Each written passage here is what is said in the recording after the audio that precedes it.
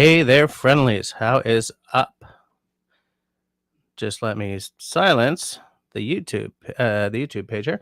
Hey there, friendlies. Welcome to the Bevies, Blades, and Bushcraft live stream, where we talk about bevies, we talk about blades, and we often talk about bushcrafty stuff, or outdoorsy things, or camping, or fishing. I don't really talk about fishing much because I know nothing. Paddling, homesteading, off-gridding, so many things.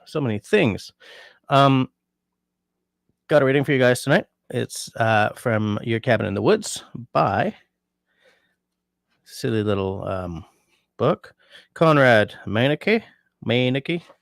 Conrad. But before we get to the show, I just like to do the usual housekeeping. That's where I say, if you're watching us, time shifted to tomorrow or next week or next month. Thank you, man. I love knowing that your eyes are on my content, even after the fact. I love seeing the comments show up below the doobly-doo. And I'm hoping that you're just loving everything. Which reminds me, if at any point tonight you do feel that you love what's happening, I invite you to hit that smiley thumb. If at any point tonight you kind of hate what's going on, that's okay. The frowny thumb works just as well. And excuse me, if you'd like to take a more active role in keeping the lights on around here, then I invite you to click on the join button. Maybe open that in another tab, where you will see the 2 tiers of membership that are available to you for your hard-earned cash, as well as what each tier gets you for that cash.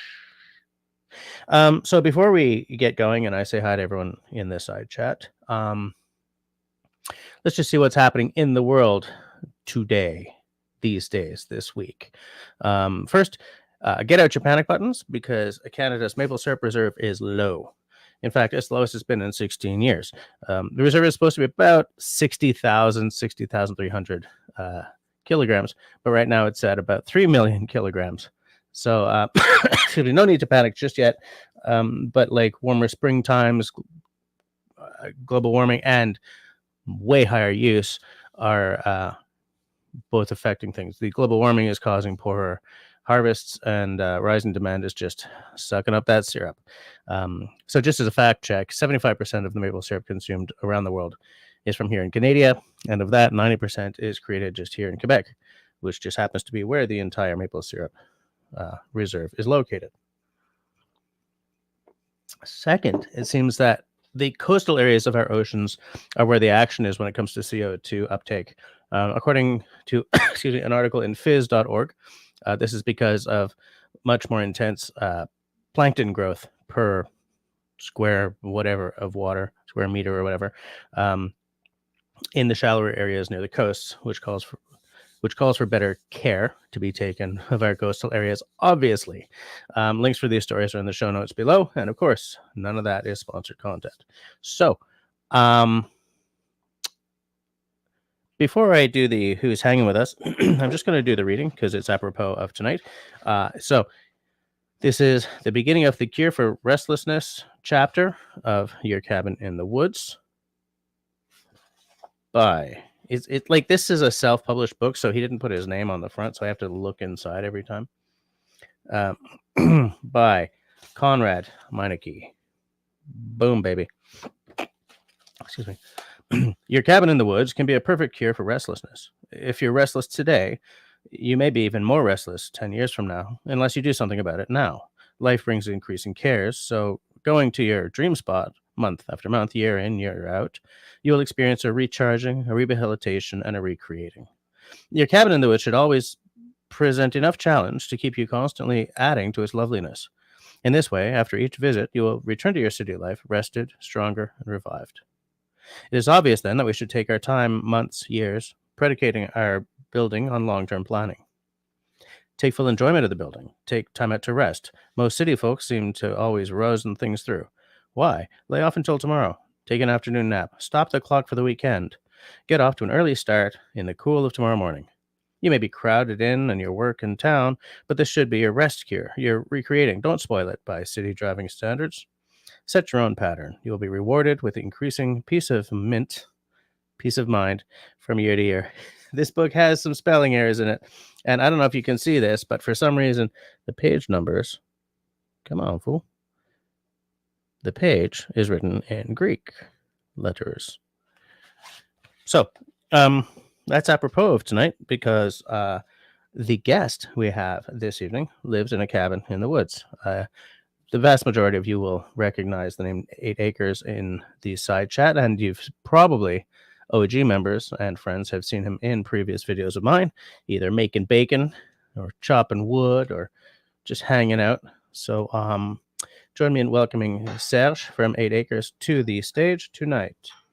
Hey, Serge. Good evening. Good evening, all. How are things in your cabin in the woods tonight? Well, technically, it's not a cabin. It's actually a house, but it's still in the woods. It's kind of funny that you meant the passage you read, because I find that a lot of the times I feel like I'm rushing, and even though there's like projects around the house I want to do, it seems like I never have enough time. And I have some moments sometimes I stop everything that I'm doing, and I'm just like soaking in the wilderness that I'm so lucky to have. So, and in fact, you didn't grow up in that house or anything. You living there is related to a fairly large life change that happened to you relatively a few years ago. Yeah. Which, I mean, I don't know if we really want to get into the weeds about it or anything, but when we talked about you coming on, you sort of hinted that it would be a good thing to talk about sort of restarting in a new place and maybe a better place and all kinds of. You had so many ideas. By the way, I'm pouring beer. It's not on camera. So yeah, we'll see how that goes. It's not as good as my last one. Look, it's starting to. And this is a blonde. It's still not so bad, because you still want some head. Because otherwise, if you don't have if you have like almost no head, that means all the CO2 is still in the beer, and that's gonna cause you to burp like hell later. So I've never burped on my own live stream before. So. Oh no, never. But no, for sure that you still want to have some head there. So it's not a bad pour. I approve. You approve of the pour? I approve. I'm saying that like I'm a big expert, but you know. Bière blonde. It's a nice summery beer. Hey, before we do that, let's just sort of swing through the side chat and see who's hanging with us tonight. Off-Grid Recon was in early at 7:56. How's it going, Off-Grid?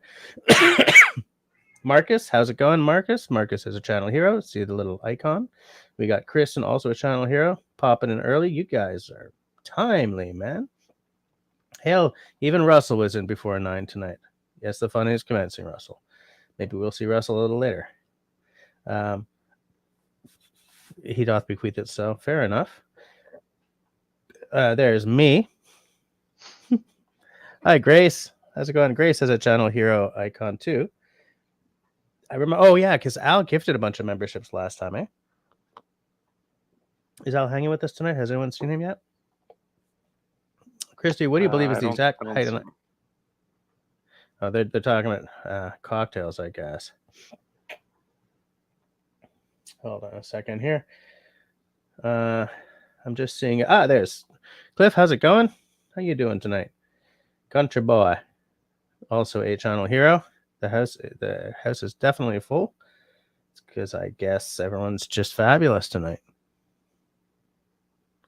Because everyone's just fabulous tonight, Serge. Yes, everybody is fabulous tonight.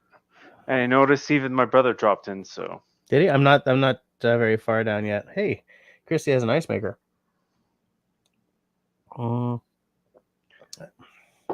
Yeah, I have the chance to say hi to everyone too, because like often I'm lazy and everybody's saying hi, and I'm like, you're just lurking. Hi everyone. yeah. Hi all. Her Eco Life, welcome to the to the stream tonight. How are things going around your place? Serge, hi there, Serge. Oh, so that's your new channel name then. I thought it might be you, Mel, because of the little the mod icon, but I kind of didn't want to be like, "Hey, Mel," and then have someone else say, "No, it's me." So, welcome to the chat. Haven't seen you in a bit. Seems like you've been going through some changes yourself, actually. Whiskey Could've been Harbor in the awkward. house. Channel Hero, Whiskey Harbor.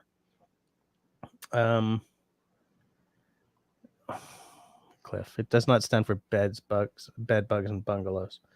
I do not live in a bungalow, first of all. Russell knew that was Mallow. I'm just taking a look and seeing who we got. We got Shawnee hanging with us. Channel Hero Shawnee. How's it going, Shawnee? Are you just listening in, or are you going to be chatting with us tonight?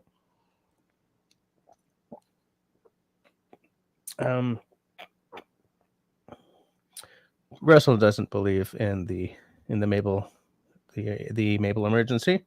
He probably did his own research. Oh, I love the air quotes. I'm just kidding. I'm just kidding about Russell. It's just when someone says I did my own research, I kind of want to grab him and go, no, for sure. You know, it's a let the people in the White theory. Coast do your research. Yeah. The thing is, if some years are better than others, right? Like in 2020, it was a fabulous year for maple syrup. And were you saying that you'd heard that this year might be a good one? Well, around here, because we had the temperatures for it, where it was like in the pluses during the day and in the minuses at night during the night, and it got a little cooler recently. But now this week, it's going to be the same thing. It's going to be in the pluses and the minus at night. So, which is what you need. The people that I know that have their own sugar shack around here, they're like saying they're probably gonna have a good amount of maple syrup this year. So yeah, I guess it depends where you are. Well, and the thing is, a couple of good years, and they'll just they'll replenish that that reserve for sure. I mean, provided they can keep people from stealing 80,000 barrels at a time. Yeah. Hey, you're right. There's your brother. Hey, Ally. Man, we need to have another Jesse and Belso video at some point with like knives and a fire and bacon and stuff. Those were good times. Yeah, those were good times. And I think Ally has the Dutch Bushcraft knife. Yeah, he bought their the knife they designed. Ally, that has to come. So. Next time we're all out in the woods, that has to come. I have to see that. Russell is just throwing me some flowers here, obviously.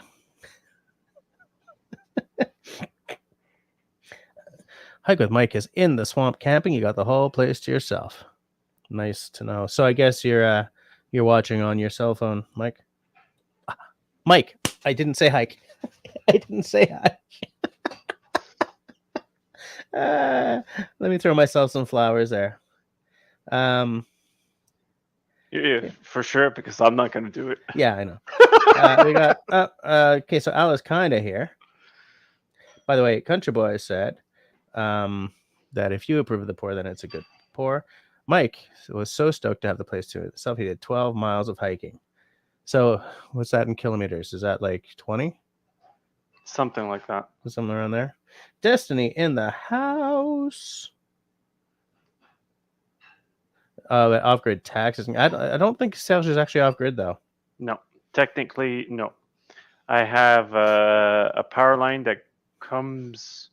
Where is it now? It's over there, and it's the last one. I got the last transformer. I have a transformer all to myself. So you're like at the end of the road or whatever. Yep, pretty much. I just want to say hi to the last few people who have popped in, and then I want to ask you about that. Canadian popping in, better late than never. Yeah, but you're usually pretty early, so like you're still on the balance. Mark Davidson, how's it going? Channel Hero, as well as Canadian, by the way, both channel heroes. Have I said hi to everyone who's here? No, Susie Q. You like those purple railings and stairs? There you go. Little Yeah, vote in it's more favor of like your a take. burgundy, but I think on the screen it looks more purple. Yeah, Destiny says knives, bacon, and a fire. Yes, I absolutely agree. So yeah, okay. So I've said hi to everyone who's here. I'll try to pop in like a hello every now and again. Maybe a little later on, if anyone who is sort of living the off grid or homestead kind of life wants to get on and say a few words, we can do that. So you're kind of at the end of a road, or you're like the last bastion of electricity. How close is your nearest neighbor? Because you've got 8 acres, right? Yeah, my closest neighbor is roughly half a kilometer away. So Okay. a third of a mile for the Americans. Okay, so a third of a mile in old money, but a half click. I know exactly how far that is because I walk almost a click to bring my kid to school every morning. So that's about as close as I would like my neighbors to be if I was ever moving out into the sticks. Yeah, I like the idea of looking out and seeing nobody. yeah, and well, actually, I could still see neighbors at night because up the hill, there's a couple of other people living there. They're roughly half a kilometer away as well, Right. but I could see their lights from their houses at night. Right. So, And like where you live, okay, I just want to clarify something to a lot of the people who may not be OG watchers. Sergio and I have known each other a while, man. yeah. Like I don't even know how long ago we were both working in network security at SecureOps, but 1999, if my 99, memory serves me 98, right. Yeah. 99 kind of thing. So we were both working in network security at a startup. One of maybe 2 startups I've ever worked at that is actually still in business. So win. And we've both seen each other go through some changes, some good, some bad. Got a little bit more gray. You got a Yeah, little less hair. I got a lot less hair. But yeah, so we've known each other a while. So I mean, if at any point tonight the talk seems to sound a little too like insular, a little too in jokey, swear in this side chat or something, and we'll behave ourselves. Yeah. Country Boy says, half a kilometer is a decent buffer. I'd prefer a lot more though. Yeah, me too. I love the idea of just having being surrounded by 200 acres or something, so that I don't have to deal with people. Well, So to kind of like give a little perspective on it, he's the only one. There's only one guy that's really close, half a Yeah. kilometer away, which I never see. Right. And that's the thing. In the other direction, all the way to I guess it's not really a highway, but an American highway kind of thing. Like it's like 90 kilometers per hour. So Okay. there's nobody. Right. So, and then the other people, neighbors in the back, well, they have to do a whole detour, and there's like a buffer of like force in between us too. So it's Okay. like, That sounds good. yeah, it's I don't have any issues seeing people. That sounds really good. Now, Destiny's asking a question. If you're on an organized township land or whatever the land, land parcel is called in Quebec, like let's not say exactly what town or municipality you live in, but No. how is it organized out there? Well, Are you on a rang? yeah, I'm on a rang. Okay. It's like considered like a country road, I guess. And Country roads. Take me home. Yeah. To the place. The thing is, I'm still part of a town. Mm-hmm. About I think 4 or 5 kilometers away, there's like a little town, which I think there's maybe a couple hundred people at the most. I think there's less than 200 people, if my memory serves me right. That is a small town. One would call that a village. Yeah, it's a village. Yeah. It's really a village. And where I'm living is actually considered forestry or farmland. Okay. Now, my suspicion with the way that the land is cut the property across the street was probably part of the same farmland. Oh, you think And he parceled it out? yeah, I think they just because it was across the street. Mm-hmm. So and I think there's something ridiculous, like maybe 50 to 100 acres on the other side of the street, Okay. which I think our property was part of. But because of it was probably a farmhouse at the time, um, when they split it off, well, it's still zoned as farmland. Okay. So what can you build on that then? Oh, actually, in fact, Destiny's asking. Destiny's going to ask you a bunch of questions because it For looks sure. like she has recently expanded her search for land into Quebec as well. So your land parcel comes with building codes and expectations. I would say that's a yes. Yeah, definitely. I have two barns actually, and both barns are technically too close to the road. And so if I ever take them down, I can no longer build them there. You'd have to move them back. I'd have to move them back. One of them is quite literally, I think it's something like 10 meters that I have to be away from the road. Yeah. And one of them is completely within the 10 meters, and the other one has like a foot into that 10 meters, which is Right. kind of annoying. That means if I take it down, chances are I'll have no choice to move it back. Right. And that one's falling apart. So it's coming down at some point. It's coming down. I have no choice. The roof has caved in. It's finished. So just throw a match in and it's problem solved. Yeah.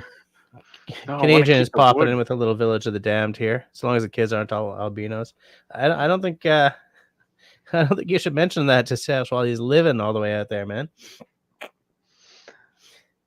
Oh yeah, in fact, he even says, "Remember Village of the Damned." Thank God that's exactly where he was going. I was trying to lighten it up just in case he was going somewhere kind of.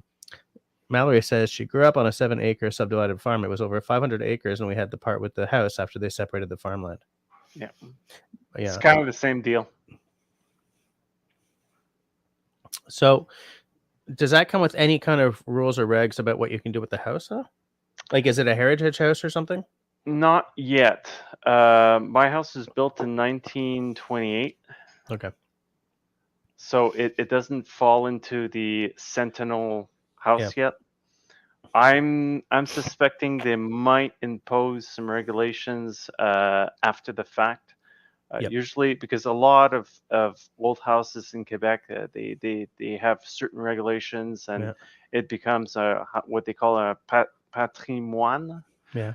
And in that case, well, then if you do any kind of like change the windows, or it has to be like certain windows that are like what's the word I'm looking for? Period windows, right. You know. And like us, we change them because I don't want that. I love wood windows. I find they look gorgeous, but the upkeep is insane. So, that reminds me of something that I just did. Like we don't have any of the wood windows here. I'm right with you. I love the look, but on my land, the upkeep. And you know that door between my kitchen and the solarium, right? Mm-hmm. So that used to be an outside door. Back in 1951, that was an outside door because we didn't have a solarium. We had a deck, and the deck was turned into a solarium in 61. One of those panes of glass recently got broken. So Cody and I took the door off its hinges. They're heavy, by the way, because in 51 they were still building full ass wooden doors. Mm-hmm. So I threw it in the back of the car, folded all the seats down, took it off to get it repaired. Because here's the thing: technically, I could have done it myself because there's none of that aluminium garbage, right? Mm-hmm. The glass is in, and it's stuck in with this putty that turns into cement over the decades, right? But I was trying to chip out the cement, and it's technically a putty when you put it in, but it really gets rock hard. And I started like knocking little bits of wood off, so I just took it in, threw them $100 and said replace my glass. And the job they did is so much better than I could ever do, but it's such a simple job. Like you chip away the putty, the old putty, you put the new glass, and you put new putty on, and then you don't touch it for a couple of months until it really sets. Hold on. Al doesn't think I said hi to him. Does anyone remember me reading out his I'm kind of here. Of course, I noticed I you were here, do. Al. Yeah. Yeah. I'm not trying to enable you, but I heard you. All right. Not trying to. I think I'm worth enabling. I'm a great guy. But Yeah, well, it's funny because we have I guess they call it a summer kitchen, and basically outdoor it's kitchen. well, it's not outdoor. That's the thing. Oh. Everything's indoor. It's all enclosed. It's the only thing is that all the windows they're single pane glass. Okay. So and the roof and the floor isn't insulated. So during the winter, it's You're not it's cooking storage. anything in February. No. Yeah. And I mean, they call it a kitchen, but let's be honest, there's like no outlets. Well, there's 2 outlets, I think, or 3. Okay.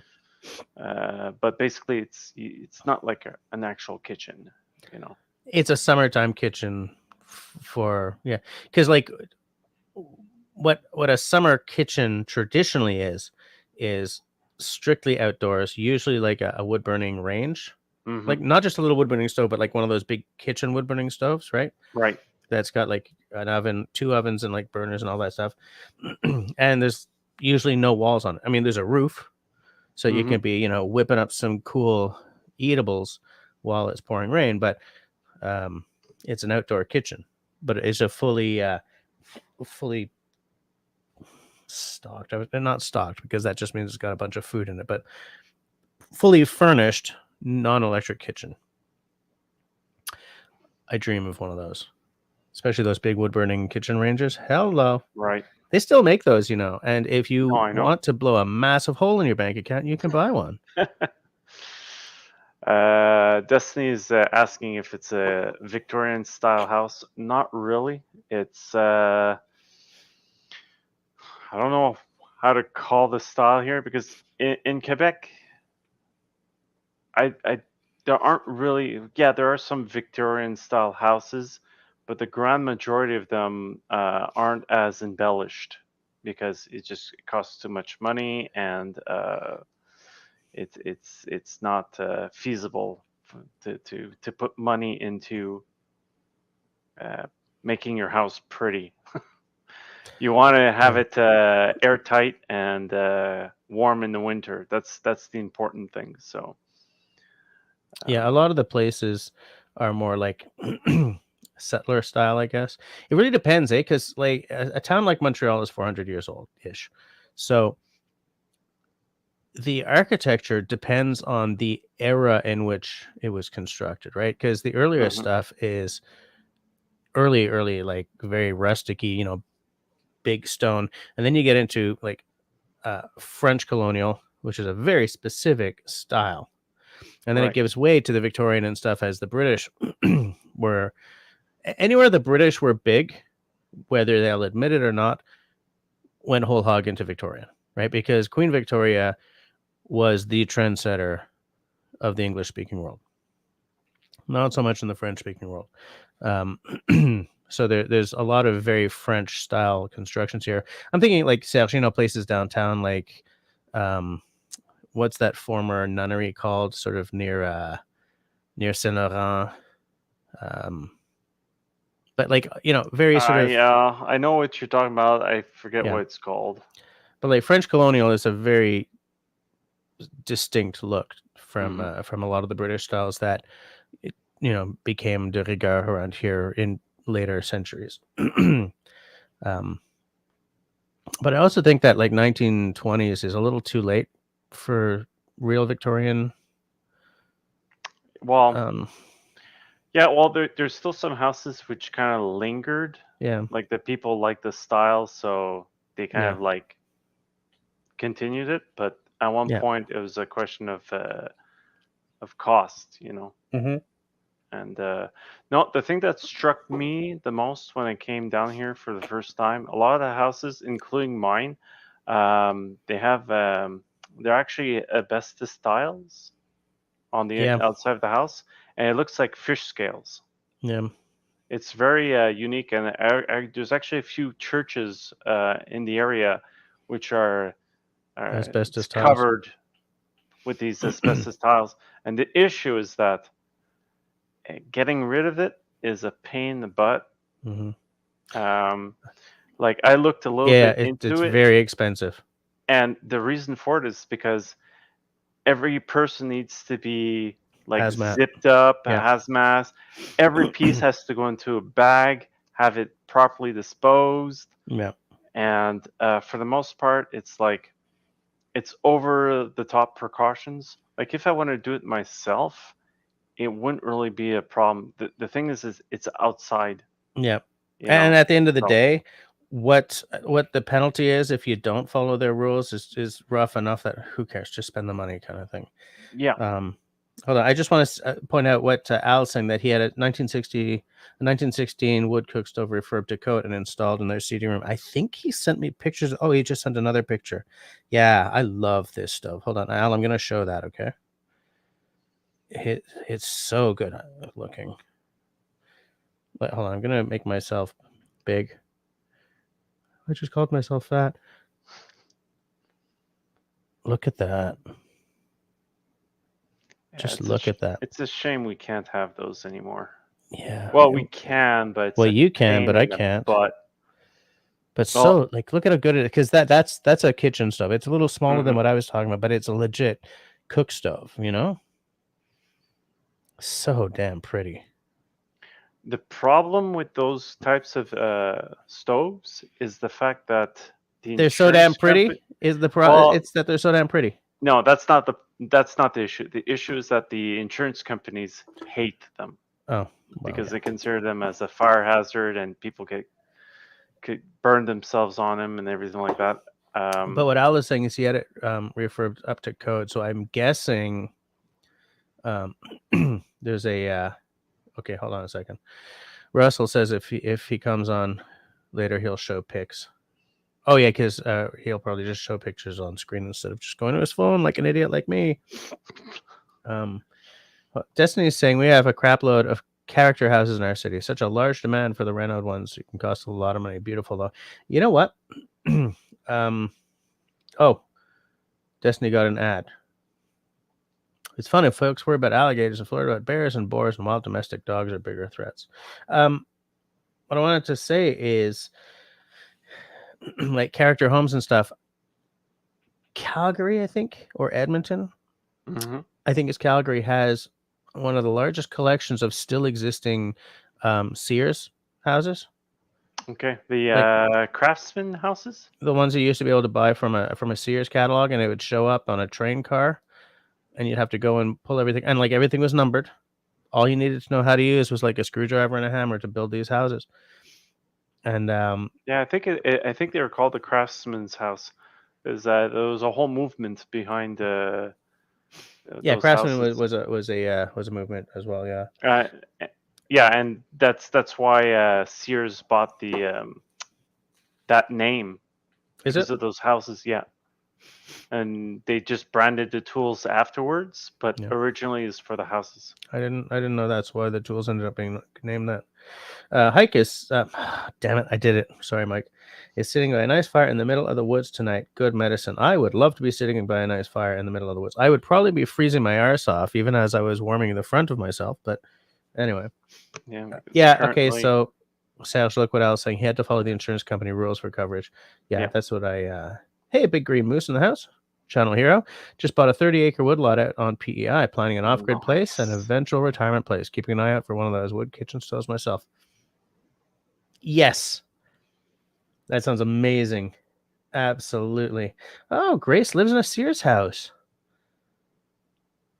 I want to be inside one of those, like one that's not been totally modernized, because I listened to the thing that really I kind of always knew about them out in Winnipeg. There were a couple, but I listened to a 99% Invisible podcast about them, and about how there are neighborhoods where in the States where there are still some, and there are people who go out of their way to like find them and catalog them and stuff, because they're disappearing, right? As people knock down old houses to build freaking McMansions and condos. Don't forget the boxes condos. made of yeah.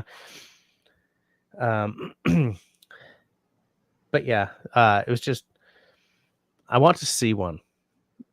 Like I've seen, like you can tell when you're walking past them in Calgary. It's like, yeah, that's a Sears house, and that's one too. But I want to be in one so I can just, like, look at the inside, you know. Wait, hold on. Mallory says we still have the old cook stove from our farm, but I don't think I'll use it for my build. It will take up too much space. If you sell that, you will make a pretty penny if it's in good condition. For sure.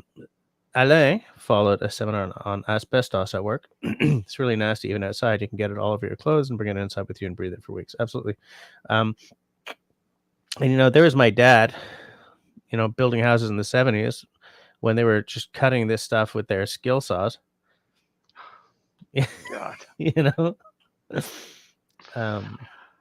Yeah, Hike with Mike says Sears catalog sold houses via the catalog, sent everything to your home to build. Yeah, for like 25 grand. I've seen some of those old Sears catalogs, and in the earlier days they went for even less because of what the dollar was worth, right? You know, we're talking pre-Reagan dollars for sure. Mallory doesn't know what a Sears house is. It's a house that was sold from the Sears catalog. You would choose which model you wanted. Maybe you wanted something real simple or something big with like 2 stories or whatever. And you ordered the house, and the house arrived. It took up a train car. Okay, so the train car is arriving tomorrow on the 3 o'clock train.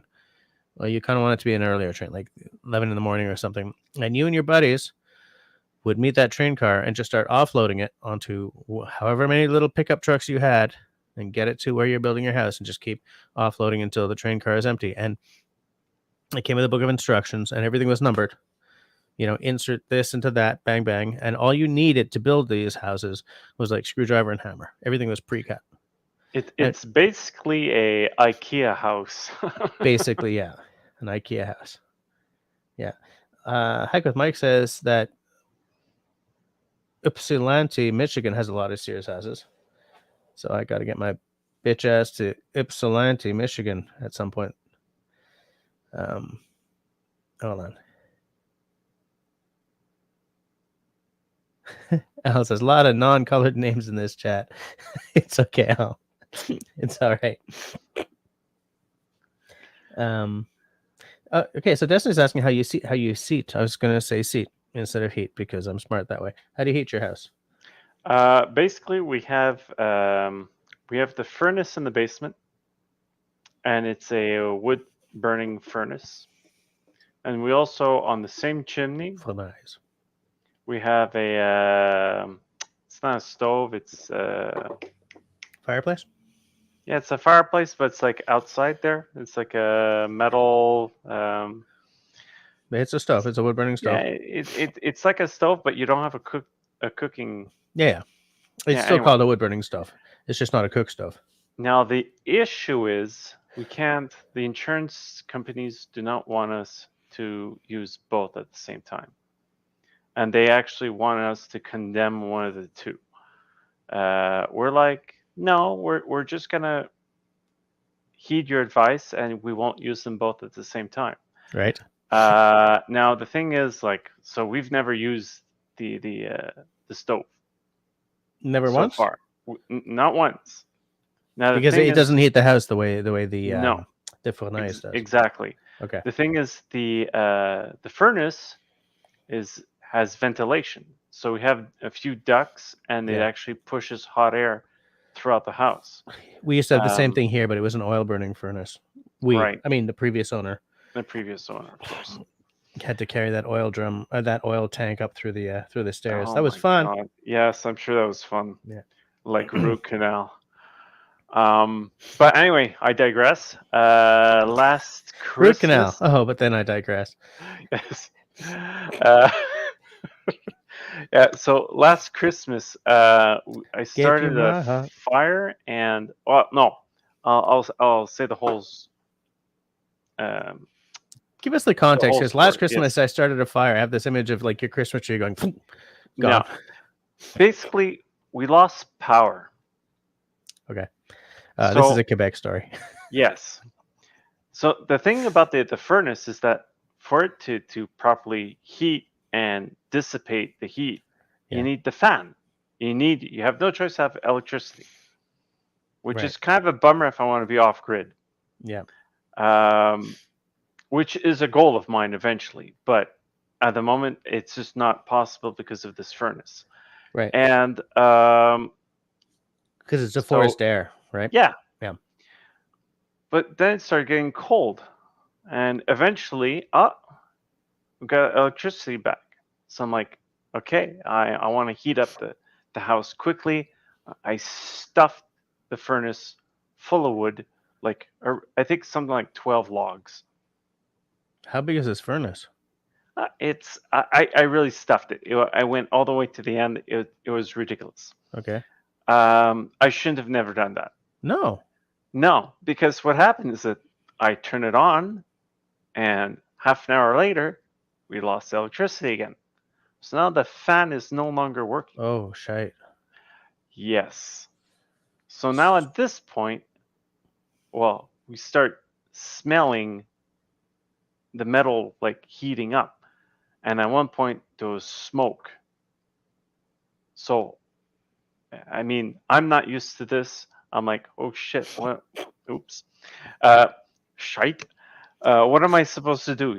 So I was thinking of like spraying water inside. And my girlfriend's like, no, don't do that. You might like wreck your furnace. Yeah. Well, wreck our furnace because it's ours.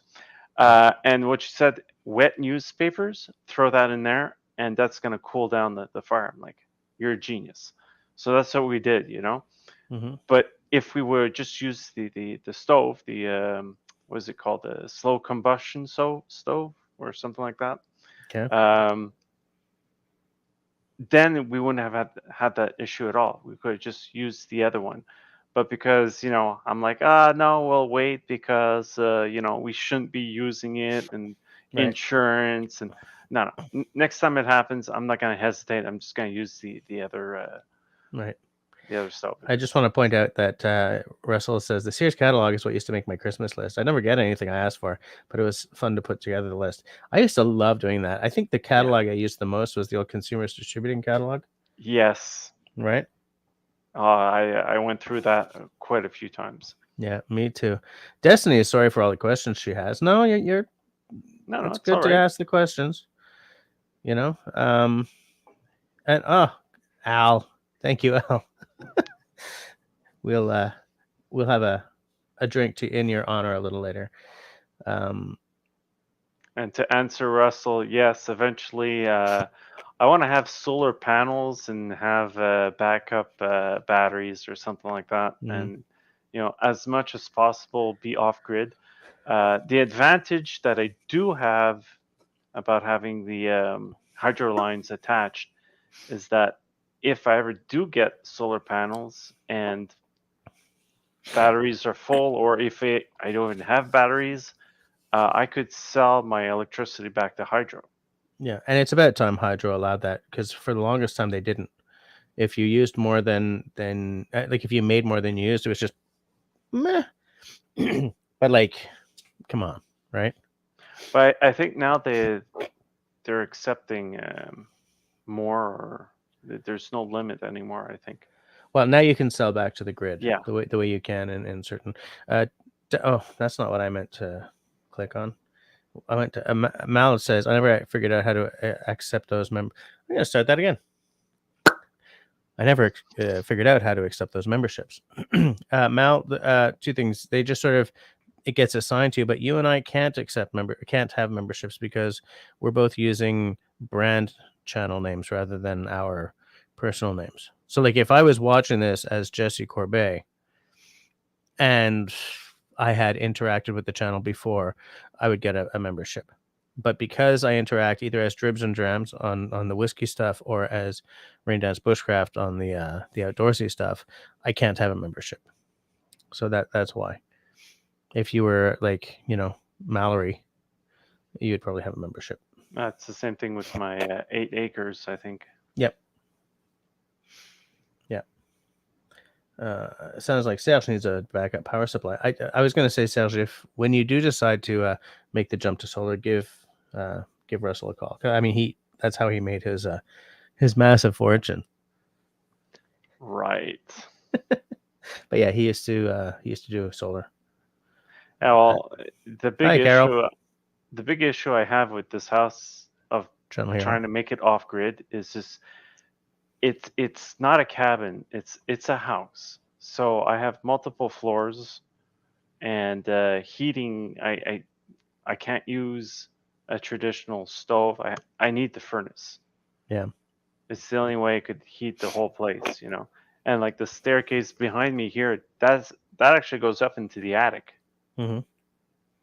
So it's like it's not like a little hole in the ceiling that I need a ladder. No, I just open the door and I have In you go. access to the whole attic. You know, Yeah. it's the way they used to build them at the time. You know, Yeah. but yeah, going back to my issues, why I can't go completely off grid is the fact that I have the heating that I need the fan to work all the time, and I have the water pump. Yeah. Because I have a surface well, but it's like a good like I think 15 20 meters away from the house, and it needs to pump the water all the way to the house. Yeah. I think you would need a whole crap ton of panels.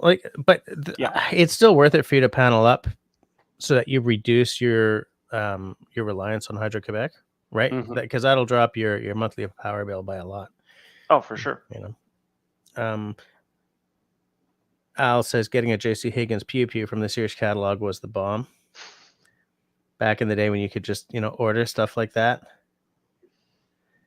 Yeah, today it's called Amazon. You can't buy a Pew Pew from Amazon. True. You can from Cabela's, but it's not the same. Remember like we would open catalogs, flip through them. I would use little stickies like for the page and circle stuff that I wanted. Like these days, whenever it's November and Christmas is coming, Lee Valley catalog in front of me, and I'm there with my stickies. Never get anything, but there was a magic to the catalog, to a paper catalog. It's an old school, kind of old world thing now, I guess. Marks me as being, an old fart. Yeah. But you didn't always live out there in the sticks. You used to live in a suburban place just on the south shore of Montreal, right? Were you in? Right. For 8 years, I was in a bungalow in the suburbs of Montreal, Yeah. and for 5 years before that, I was in an apartment in Verdun, in one of these boroughs of Montreal. And I remember back in the day, you used to live in Lorraine, didn't you? Yeah, well, that's where my mom, where she still lives. Yeah. So, but yeah, Lorraine, for those of you who don't know, it's another small town, but like on the North Shore. Like Montreal's an island, Laval's an island on the North Shore. There's like Lorraine and Bois, and I was going to say Boisbriand, Bois des Filions. Bois des Filions. Then you keep going to Saint Eustache, and then you get to Oka. Terrebonne. Terrebonne, yeah. That's in the other direction. Yeah. There's an outdoor shooting range in Terrebonne that I used to go to a lot. Oh, yeah. Yeah, Rue Saut-Noir. So I kind of think that in terms of what we talk about on this channel and what your videos and stuff are about and what most of the people hear, I kind of feel that you're in a better place now than you were back then. Oh, for sure. I mean, a lot of my life before was, well, I was going to say a compromise, but I still have compromises. But, like the house that I bought, for example, I always wanted a garage and I never had it, you know, and I'm the one who chose the house. I'm the one who said, I think this house has a lot of potential. But again, it was a compromise. It was looking at like what's best for the family instead of more myself, and which is legit, by the way. Yeah, no, for sure. And not that I didn't make any compromises here. It just so happens that my girlfriend and I we really were in sync with like all the decisions that we took together since we've been together. Which is amazing. Yeah, which is And amazing. she's really outdoorsy, right? She's Yeah, a yeah. hunter. Is she a fisher as well? Yes, yes, she is. Yeah. And that's it. Like, she got me into hunting as well. We're not gonna go too much into that, but you know. No, but you know, off the air at some point we should discuss. I want to hear about your adventures. Oh, I mean, you know, because of where we're living, we actually hunt on our land. Oh yeah, that's cool. Good, You means you know, don't have so to, yeah. it's like we just walk out the door and we go out in the woods, and it's our place, so there's no issue. Yeah. Yeah, that's cool. And so there's a question here. I'm trying to find it. Oh, there it is. Actually, there's a couple of questions here. Actually, Destiny's asking if there are provincial incentives for solar. There are a lot of federal incentives for upping the efficiency of your house. Yeah. I don't know what the provincial stuff is. I think in Montreal there was like Eco quelque chose. Yeah, well, Renault something. Renault Climat, and Yeah. we actually went through them for our windows because we changed, like 20 windows in the house there. Yeah, we'd like to go through them for our windows too, because it's the only way to make them affordable. And I mean, you know, we received the money from Quebec, and I think it's equivalent to $60 a window. A window, which is, yeah, it's all right, but it doesn't. if you put in 20 windows, I mean, granted, that's nowhere near what a window costs, but still, it's something, right? Yeah, it's something, and we should be getting more from federal government, so which is good. Christy's asking, how big is the house? How many bedrooms and square footage? That's an excellent question. The footprint is, I think, 28 by 35 feet, if my memory serves me right. So we have basically on the main floor, we have the kitchen, dining room, and a little living room that I kind of like shrunk. It was more like a double living room kind of thing, but I kind of like a double it. parlor. Yeah. Yeah. And the reason why I shrunk it is to put have a laundry room there, which I'm working on. Okay. And because the laundry is in the entrance, it's like I find it very awkward. Right. When you come in and you see a washer and a dryer, it's like, it's a nice house, and you come in and see these ugly things, you know. Yeah, but like, come on, how many houses do you go into in like Gaspésie or whatever where it's the exact same setup? Yeah, right? I know. You walk in, it's like, what? Like, I don't know why, but there's so many houses, like especially out in the région, that are like that. Well, I think at the time, when this house is built, you didn't have washers and dryers, and they probably didn't have any all about that age for a while. So when they finally put it in, they're like, well, this is the only spot where you could really put them. I guess they could have put them in the basement, but it's not a finished basement. So, and I mean, bringing in the wood and everything like that, you got spiders everywhere, you got spider webs everywhere. Yeah, don't feel like doing your laundry there, you know. Right. Yeah. I would like to point out that Russell could destroy a wheel of cheese right now. Destiny's never understood why frost-free pipes are not code for the inside of the house. Would help a lot in winter electrical outages. Yeah, I think they're more expensive though. We have a frost-free pipe right in that room there going to, there's a faucet on the outside of the house. So because it's a frost-free pipe, we don't have to worry about winterizing it. But I kind of feel that it would be an upcharge, like to do an entire house, because frost-free pipes are not usually that. I don't know, Seth, am I wrong? They're not usually like full-size pipes, are they? I'm not a plumber, so electrician, plumber. Yeah. What's the difference? Yeah, right. No, I can't really answer that. Us, it's kind of weird because the way they did the plumbing here, the pipes are extremely close to each other. Okay. So when we're not using the water, the cold water, well, the hot water heats up the cold water. Oh, so good. So usually I have to let it run for like 3 10 4 minutes. minutes. Oh, not 10 minutes, but it feels that way. Yeah. It's kind of annoying, but at the same time, whenever we leave for a few days or whatever, I'm never stressed about the Yeah. pipes freezing because they're always warm because of the Yeah. they're so close, you know. I just have to pull the people for a second here. I got to pull the people because I got 5 minutes until 10, in which case one of my whiskey choices I have to pour now. Yeah, I should probably go for myself here. Black Tears? That's a dry spiced rum? No. Yeah. Yeah? That's what it says there. Where'd you pick that up? If Cuba. Okay. It's you know, it came on the airplane with us. So it's literally from Cuba. So I'm gonna pour that now because you know that's where I'm at, and I think it's a 7 year. So was it a minute per year? Is that Minute what per you're year. saying? So I'm gonna be a little late for 10, but that's not a big deal. I'll still let it breathe.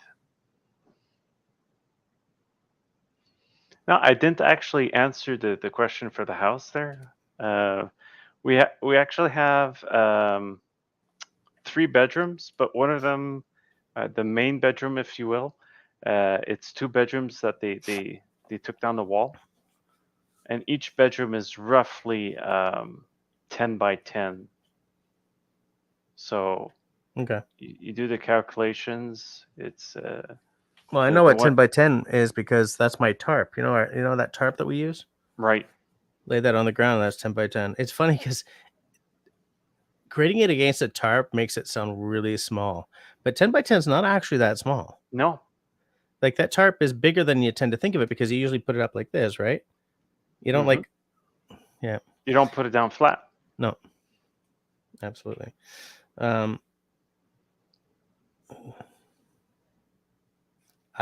Country boy, this bourbon is tolerable on the rocks. I wouldn't steer you wrong. I'm glad you're liking it because if we lived within a shouting distance of each other, I would have gone and liberated that bottle so you wouldn't have to suffer through it. Sean is asking it. Does this guy garden?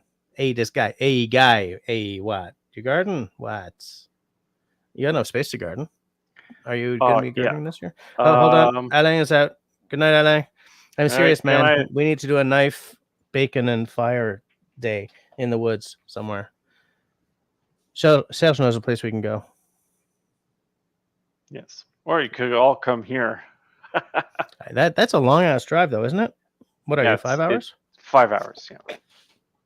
Yeah. 5 hours off from Montreal. You do it a few times, and it's like, it's not that bad. Yeah. Well, you know what's funny about a 5-hour drive is I would love to do a 5-hour drive because there's a podcast I listen to that every episode is like 5 or 6 hours. Perfect. You know? Yeah. Now, what I'd probably do though is because we have 4 cats, not Okay. 1, not 2, not 3, but 4 cats, and one of the cats is my old cat. She's 16, so you know, she actually had a rough week. So you know, I thought for a moment there she might croak, but she's bouncing back. We got the 2 males, which are I think. They're like 4 years old now. Okay. And the last cat we got with the house. When we Okay. moved in, she was always around. So eventually she got pregnant. She had a couple of kittens. We got rid of the kittens. And well, no, we didn't get rid of not like that. We found someone to take the kittens. And so we kept the mom cat and got her operated, and we left her in the house now. So she's becoming more and more of a house cat. But since The hussy. yeah. But since she's been here, like since we brought her in, there's a hell of a lot less mice around. Well, that's a win. So that's a win. Yeah. we used to hear stuff in the walls. It's like, damn, you know, it's like we got huge mice problem. No, it's gone now. Not anymore. But briefly, just to say that if I ever have yourself or my brother, because I know you're allergic, and my brother's allergic, so we'd probably get the father-in-law's camper out here, and the people that are allergic could stay in there. Right. Okay, I'm ending the poll because I got a pour. The poll was 77% Ardbeg Wheat Beastie 5-year. Ardbeg is one of my brands. So I'm an Ardbeg fan. I'm a frustrated Ardbeg fan. In fact, I'm thinking of not being an Ardbeg fan anymore because they have this line of whiskeys they bring out. That's the the committee releases. I'm on the Ardbeg committee. And the committee releases are like this special thing they used to do once a year. You know, something unique. Sometimes they found like an old barrel from like God knows how long ago, whatever. But of late, they're like new committee releases every like 3 to 6 months, and they're way over $200 a pop now. And apparently the quality is not as good as it used to be. I only have one committee release bottle, so. Anyways. Ardbeg Wee Beastie. It's a 5-year, heavily peated, and I'm surprised that people didn't vote more for the Johnny Walker Blue. But I'm very democratic, so I'm going with the that's natural color, no chill filter. The ABV is what I like as well because we're above 45, I believe. 47.4% alcohol by volume. Did you pour your rum? Yeah, I poured it just before a few minutes ago, so mine's probably going to be ready in about like 2 minutes. Yeah, mine is going to be ready in 3. I'm assuming people didn't choose the Johnny Walker because you talk about it all the time, so they're like, we're sick of hearing about the blue. That's legit. It's probably because I've done the blue so often. They probably wanted to see something different. Something different. And Big Green Moose approves. And he says, hi. Oh, hey, look who's here. Ian the Weblord in the house. Ian the Weblord is a channel hero. How's it going? There's this whole discussion going on between Destiny and Russell about frost-free taps and such things, which, if anyone's interested, I invite you to go and read.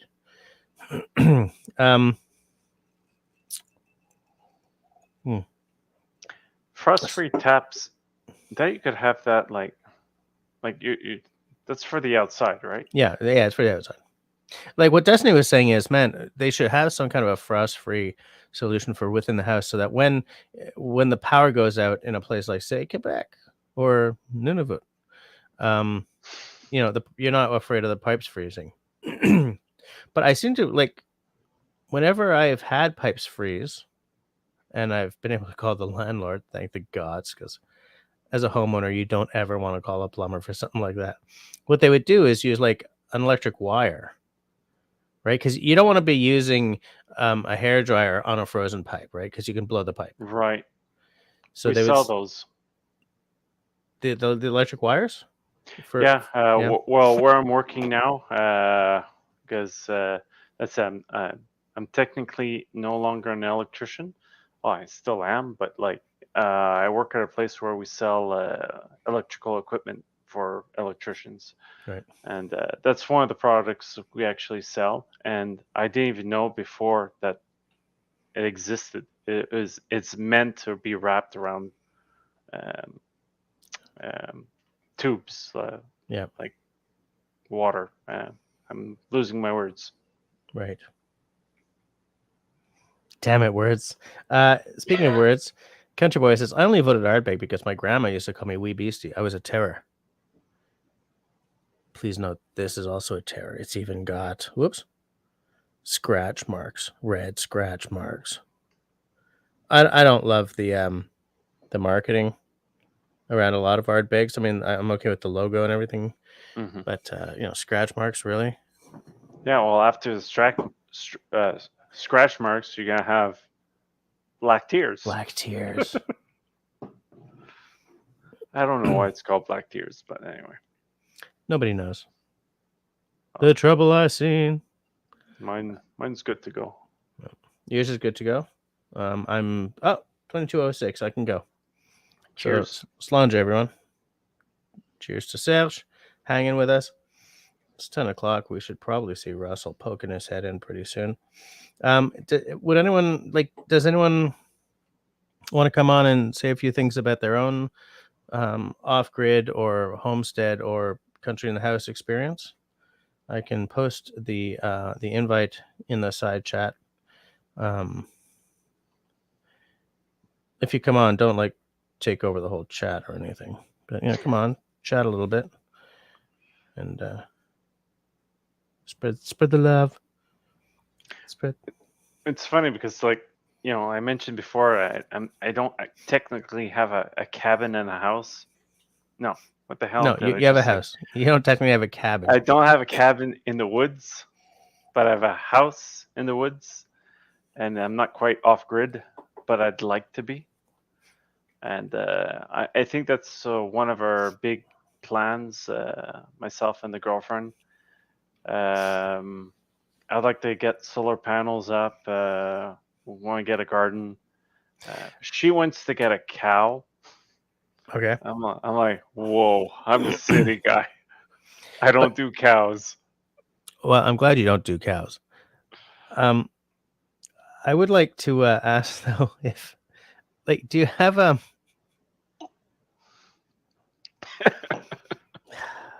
I just that was like total double entendre and it was terrible. Do you have like a 10-year plan, kind of do you have like a plan, or are you just sort of talking, man, one day would be nice to do this? This whiskey is not nearly as good as it used to be. I kind of I don't want to say I'm scaling back, but since we got here, we said, oh, we got to take down that barn that's coming apart, and It's probably your first job. Yeah, I'm far from doing it, but at the same time, we had quite a few delays. We tried to get the windows done in the first year, and because I didn't want to do the 20 windows myself. That's just too many windows for me. And the thing is, I couldn't find a damn contractor. No one wanted to do it. We actually had a guy come, take the measurements and everything. He never called back. So it's like that's another delay on another delay. So it's like there's also a question of like budget. There's only so much. 20 windows is expensive. Yeah, and like I want to build a garage with an apartment on top of it in the place where we have that barn, and that's going to cost money. A lot of the work I want to do it myself, but nothing is free, especially not today. Yeah. It seems to me that taking down that busted up barn is probably job number one. Like, are you in? Mm-hmm. Has insurance mentioned that like you're in trouble if somebody enters your land and crawls around in there and gets injured? Yes and no. It's not insured. So if it goes up in flames, it goes up in flames. I don't get nothing for it. I think I do have some liability for anyone that's on the property. Mm-hmm. So if someone gets hurt, whether it's in the barn or not, I think we're good. Okay. But in general, no. Not everything is insured. That includes the two barns. Okay. And there was a power line going across, and it's been disconnected. And the insurance companies again say you can't put power in there. Right. And what kind of conditions is the other barn in? The other barn is in. It's still standing. It's kind of like leaning over a little bit. No, so that one's going to come down too at some point. Yeah, there's one of the rafters which cracked, so I reinforced it, so it's good for the moment, and eventually it will have to come down. I think it's about as old as the house, so it's gonna be 100 years old soon. You gonna reclaim some of that wood? Oh, I For want to projects? reclaim all of it. And the idea behind it is I want to build a workshop on the other side of the house Mm-hmm. and basically have the inside being more of a modern building, but the outside look like the old barn. Mm-hmm. So anybody passing by, they'll think it's just like an old barn, but no, it's well, I'm not gonna say high tech workshop, but it's It's gonna a be high-tech biochem lab where Serge is developing the new strain of anti-cancer medications. Oh, I thought you were gonna say blue methamphetamines, No, like in because Breaking Bad. then you might blow up your fancy little barn. Yeah. Excuse me. Oh, Country Boy says we're not fat, we're fluffy. Okay, Mr. Iglesias. So I'm trying to think of like your barns, tearing them down, creating new stuff. A workshop sounds amazing. Do you have like a space to Yes. work in the house as it is now? As it is now, it's in the basement. Okay. I'm not too keen about it just because I make a lot of sawdust, and Mm-hmm. I'm like thinking, being next to the furnace isn't fantastic. But Fair. it's still like I mean, there's lots of dust down there anyway, so Yeah. it doesn't make a It's huge dusty difference. environment. Yeah. Yeah. And the way the floors are made, well, you walk around the house and it goes right through the cracks. Yeah. So, including the cat puke, which I Nice. learned unfortunately. I found some in the Nice. basement. I'm like, ooh, how did that get there? So then I realized, oh, okay, I get it now. There it is. Whoop, there it is. Yeah, so I mean that's look, it's easy to laugh about stuff like that, but we've had the exact same problems in this place. Someone spills a cup of milk on the upstairs, and I end up with milk all over my chop saw in the basement. Well, it can't be as bad as at my girlfriend's old house.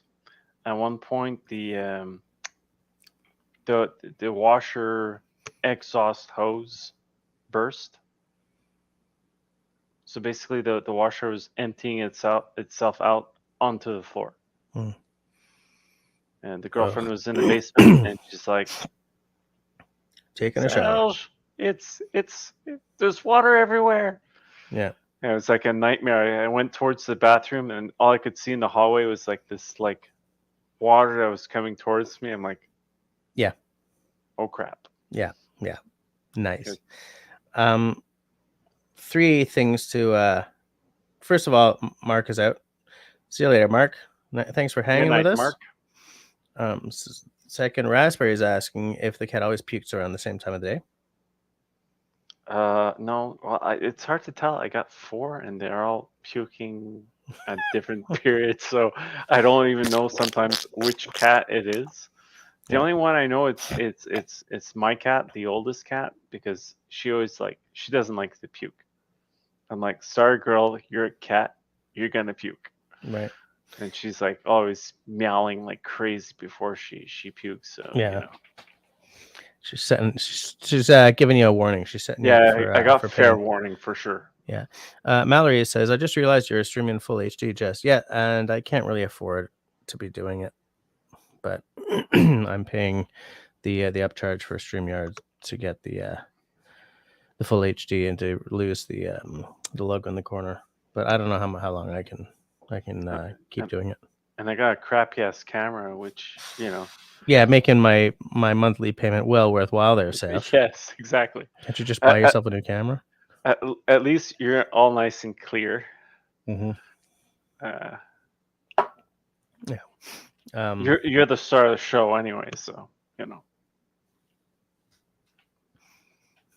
got to be pretty. Yeah, I got to work on that.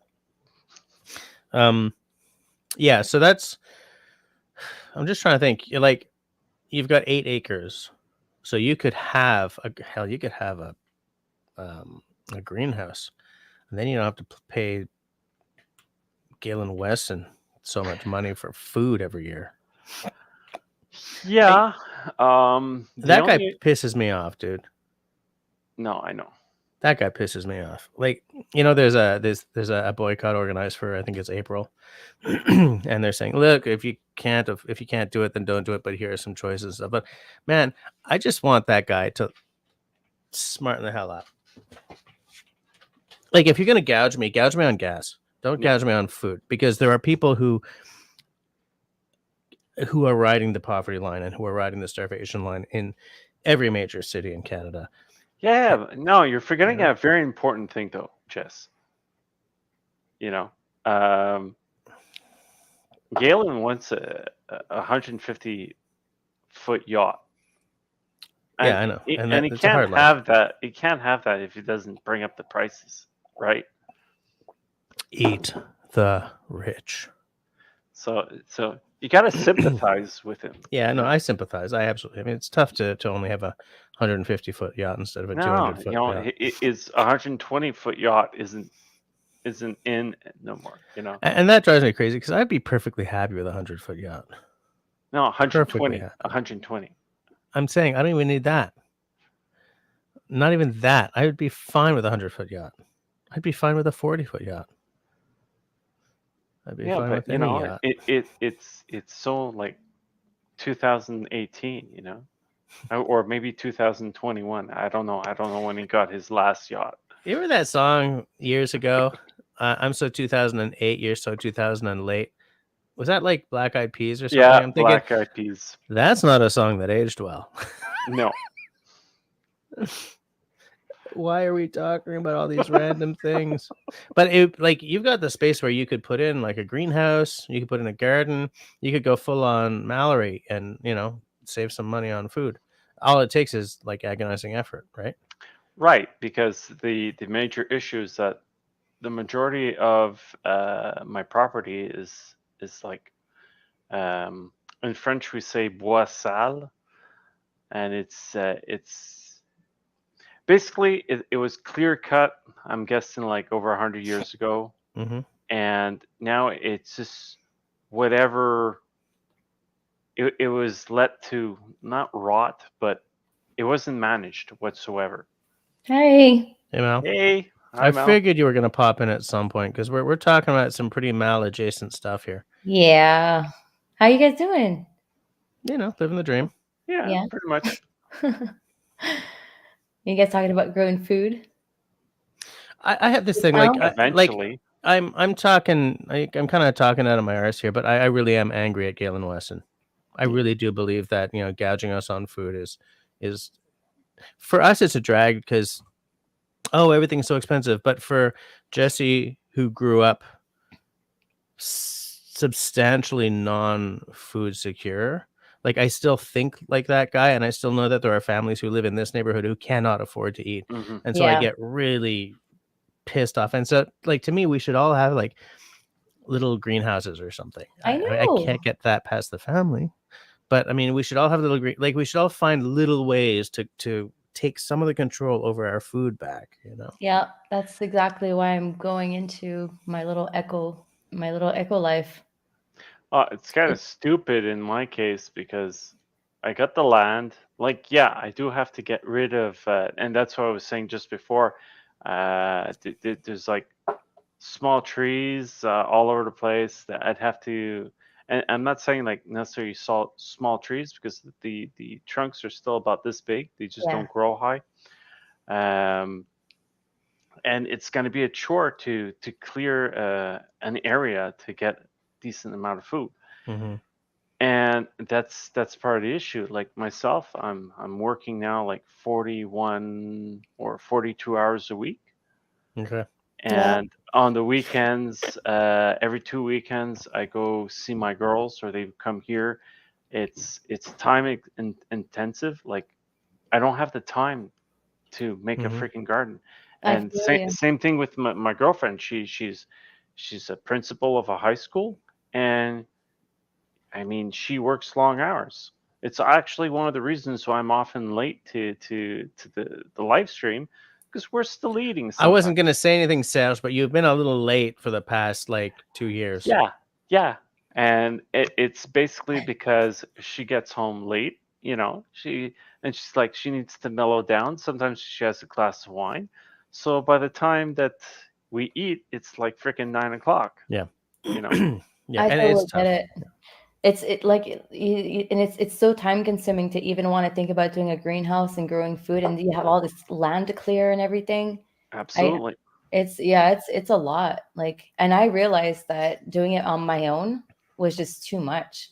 So that's why I'm going to build into a little eco village in a community. So you can share that out. And we can share the chores and everything. So to me, that was like eye-opening. I was smart. like, wow, that exists like 15 minutes away from my house, and I didn't even know it. So like, I wouldn't do it on my own again, like having to start over, being alone. Like, honestly, I'm I burnt myself out with it. So yeah, now that I'll have a whole bunch of people helping me and doing it together, like, okay, we got all these chores, all these apples. What do we do with it? Let's all take care of it together. And it's like so motivating, Yeah. Oh, David Evans is in the house. David Evans is a channel hero and a channel mod. Hello. So be polite or he will drop the hammer on you. Hi there, David. I don't know if we have anything like that in our area, just because I mean, the majority of, like, there's a great deal of farmers in the area. Yeah. So it's like they're already doing that, right? Yeah. So and getting fresh produce and stuff like that, it's not difficult because of that. So people getting together to do that. Well, most people, I think they're already doing it on their own. So what I love is the idea of just a subsist. I've been drinking whiskey, a subsistence farm. One of my buddies here, his parents had a little subsistence farm just north of Winnipeg. They're just growing for themselves. They're not worried about trying to sell. They're not worried about trying to keep, trying to make a living, because they're both retired. Yeah. It's a little farm, a little bigger than a hobby farm, because they are using it to feed themselves. But it sounds magical to me. Can you imagine that you get up in the morning, you do some light farming. You got to keep it and then small you to begin eat? with. Yeah. Definitely don't go too big. Don't go all out for the first year, because Absolutely. it's a lot of learning. Yeah. I want to say hi to Beto Manske, who has popped into the chat. How's it going, Beto? Good evening, Beto. Everyone's saying hi to each other. Oh, Shawnee's making a burger. Yum. I made a killer supper tonight. I did pork. What the hell's filet mignon in English? Jesus. Filet mignon. Filet mignon. Anyways, I did those in the crock pot with some veggies and some potatoes, and I ate it, and I felt fabulously proud of myself. Yum. And so you should be. Yeah.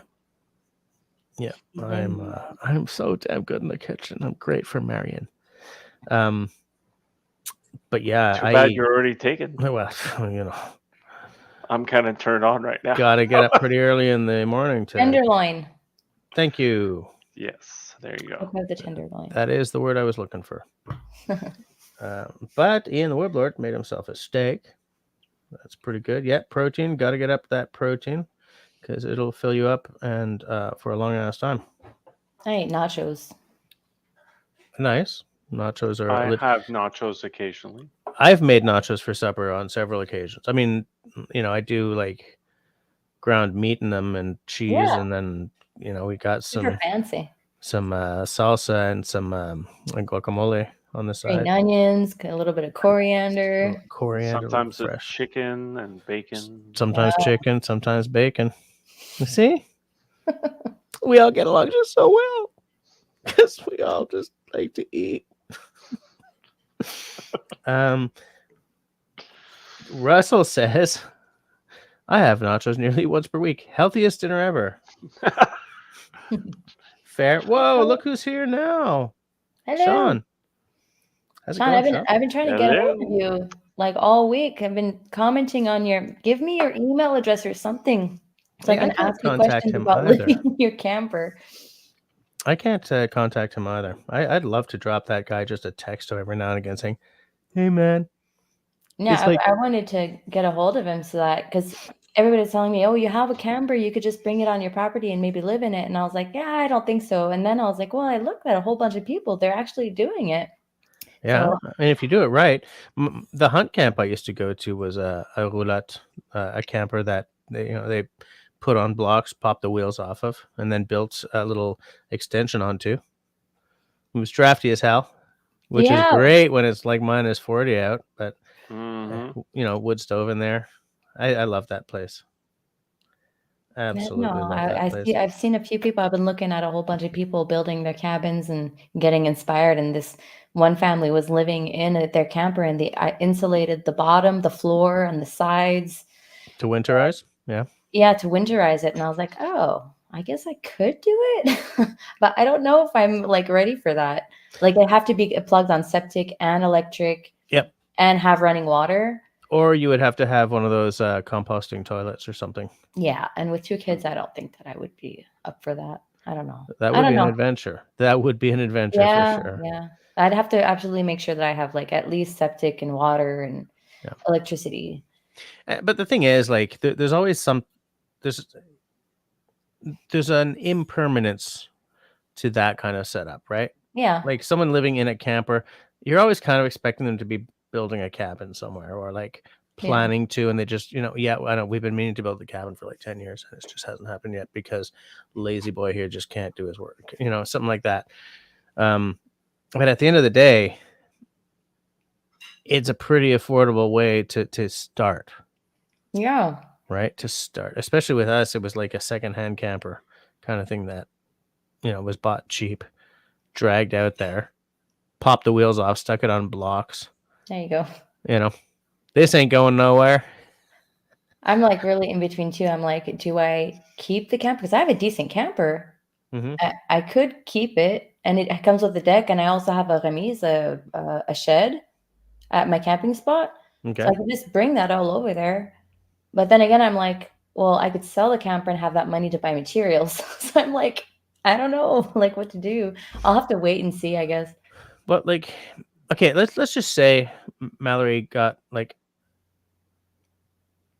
a lot of money to do something with. Would you build your own little cabin, or would you buy something?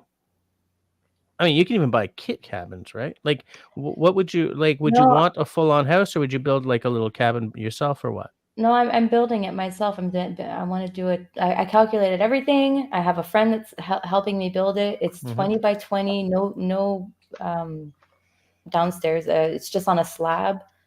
So 2-story high, 20 by 20. And so that's what I'm starting out with. Like, if I'm lucky, at the end of the summer, I'll have just the frame. The frame and the roof. Are you doing like a board and batten, or just like what do you, like a stick frame and then? Pretty much, like the back end has 2 2 stories, 8 feet, and then it goes down like this, and then there's a 4 feet and then 8 feet.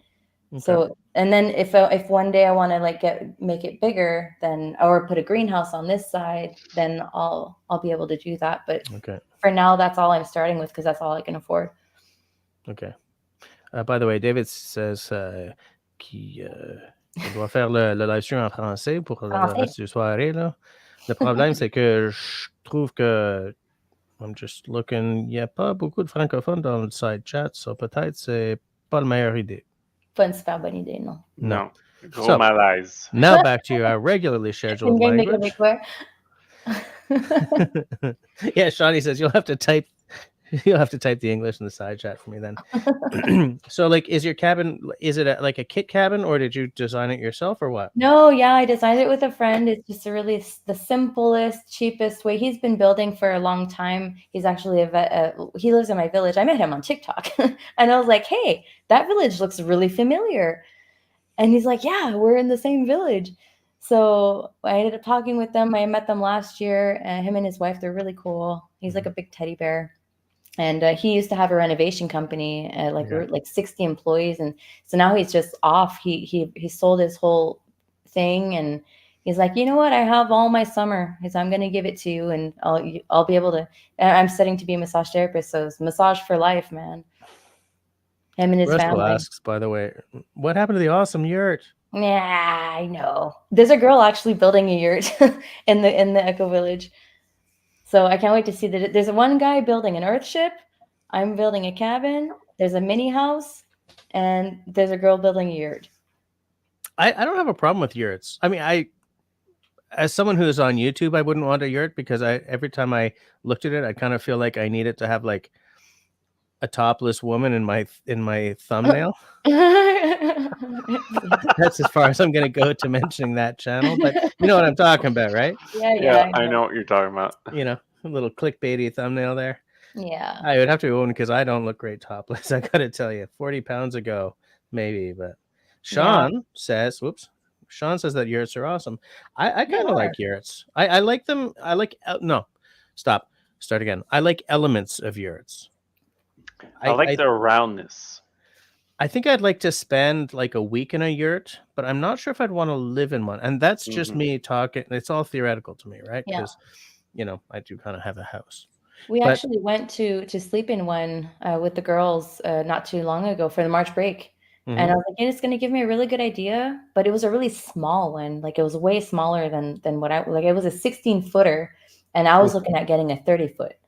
16 foot smaller than I was expecting to hear about. Like, I thought they were all like more like 20 or 30 feet. No, there's like a whole bunch of them. But the traditional Mongolian yurts are like 18, 20 feet. But they're not as tall. Like the ones that are fabricated here in Canada and the US, they have the walls are a little higher. Yeah, so you don't have to bigger go in. You actually like can go in.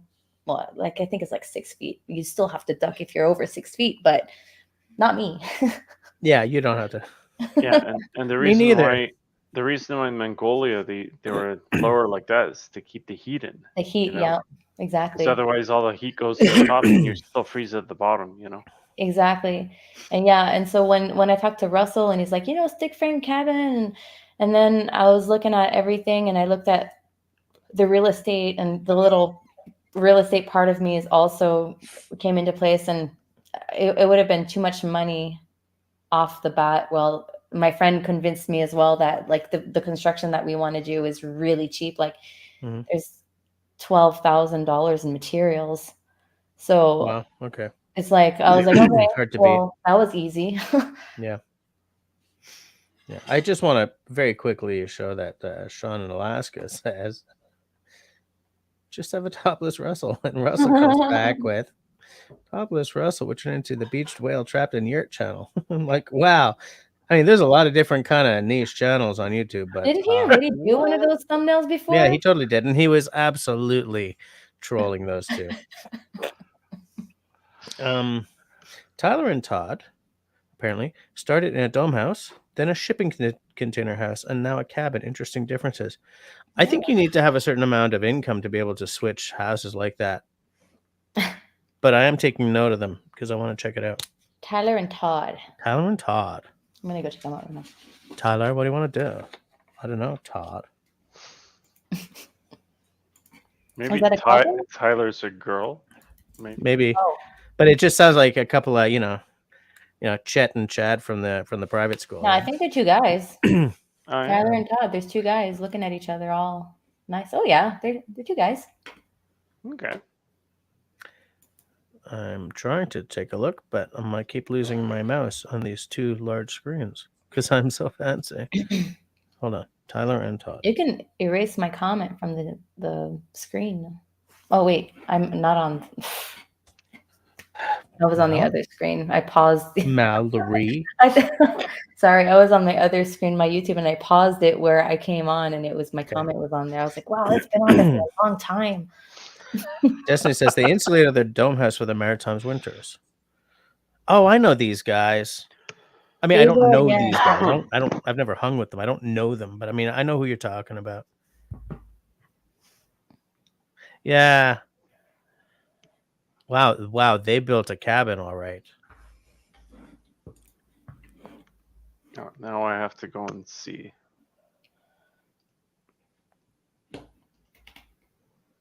Two guys, one tent. Yeah, I remember the dome house. I just I hadn't really Really?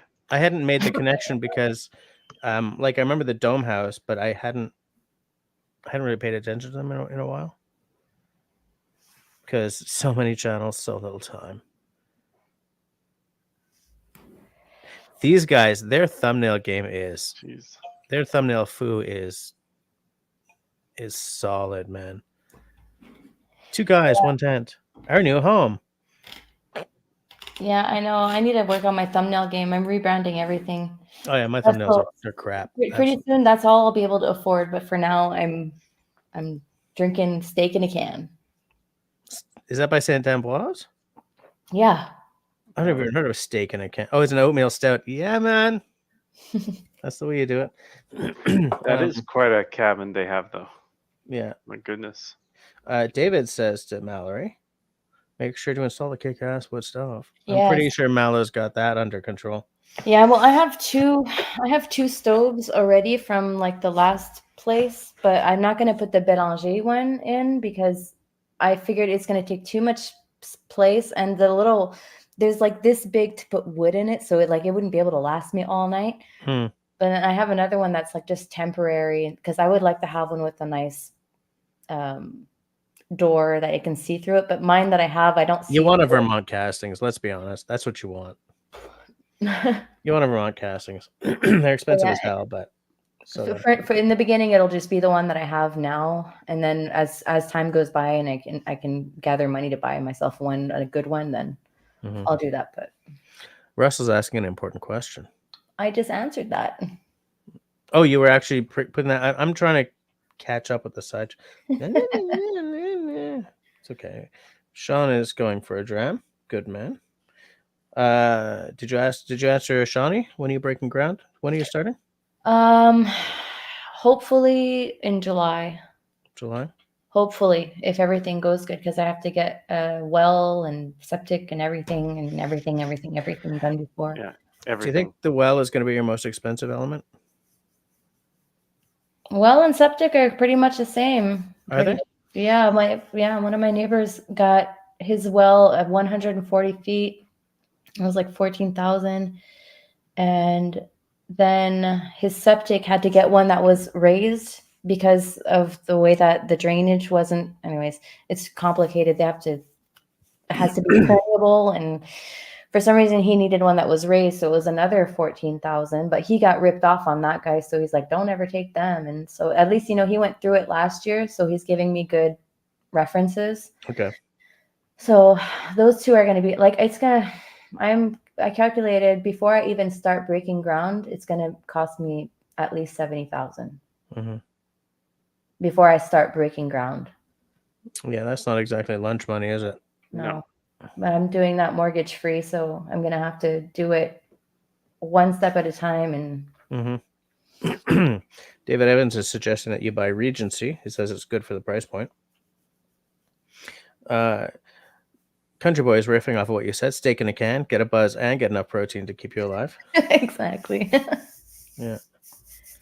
No, it's funny because when you were describing your cabin before, it makes me think of the ideas I'm having for the future garage, which is basically the same kind of thing. Like the only difference is I'd want to have it 30 feet wide or 30 some. Yeah. Just so then, like when you cut the 2x4, it's not going to be a weird length when you cut it. Anyway, but basically I want it the same kind of tilt, 8 feet one side, 4 feet the other side, and that's going to be the roof is going to be facing south. Yeah. Like that, I'd be able to put the solar panels on that in the future. There you go. Yeah. You know what I'm loving about what I'm hearing from you guys? I have, like, in days of yore, I showed off. I've redrawn, like, I've got a garage, but it's like the walls are cracked and it's got no foundation. And what we need to do is like solidify it and then redo certain things. And I have redrawn that garage so many times. And one of the main things I keep doing is extending the roof, the south-facing roof, up much further, and then maybe doing windows around the backside or something so that I can put solar panels up there. Because I just keep looking at that garage and thinking, one day that will be my workshop, you know. Well, And I sort of have this idea of solar paneling it up as a proof of concept for the house to sort of show the madame that you know, this is making a difference. Because right now, here's the thing: right now, because of the way the circuits are done here, Serge is going to hate this. Because of the way the circuits are done here, if I plug in 2 power tools at the same time in the garage, like who the cares? breaker.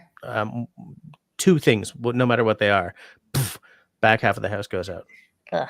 Like the kitchen, the solarium, Oh my the gosh. bathroom, the dining room. Yeah. Wow. Ha, ha, ha. Yeah. You know?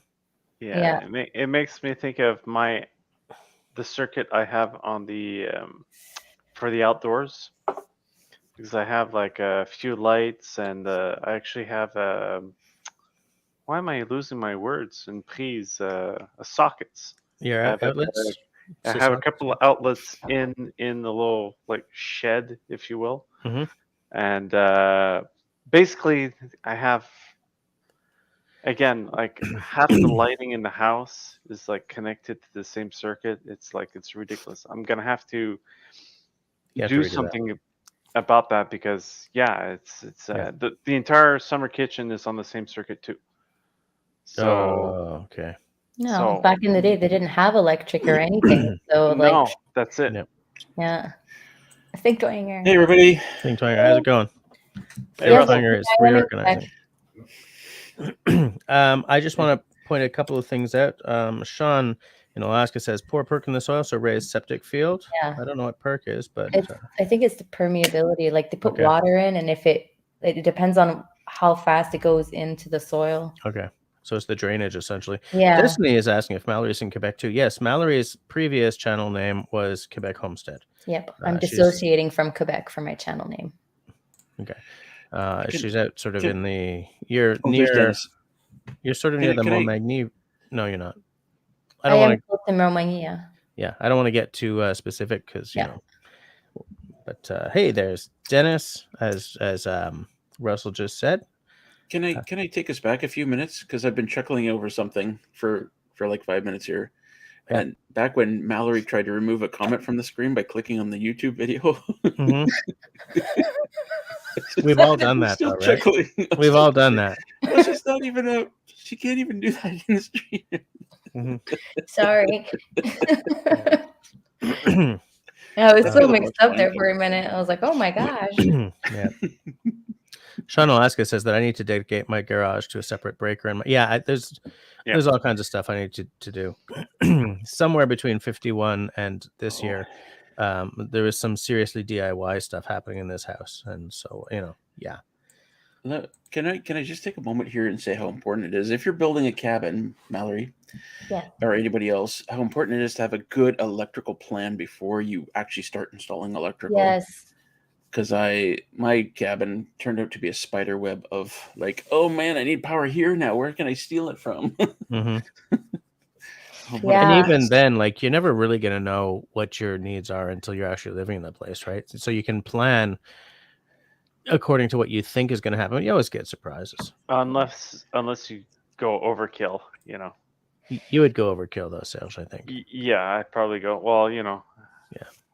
I recently learned how to do electric and how to plug it into the electrical box and everything. So that's sort of like a skill that I've learned from all the years of renovating and building. So that's going to come in handy if ever I miss anything, but I'm definitely going to go with a bigger box than I need just in case, because I want to make it bigger one day. And I'll also, my septic tank is going to be for a bigger household too, because I'm going to eventually add a room for my kids when growing up. And I don't want them to be like, you need to change that and put it to code. Yeah. So David says he put a 60 amp sub panel in his garage. I've seen his garage, and I don't blame him for doing that. And Ian says, oh my God, it's Thing Twanga. Thing Twanga. you change your name every time. Yeah, he pretty much does. What? No, it's always been Think Twanger. What are you talking about?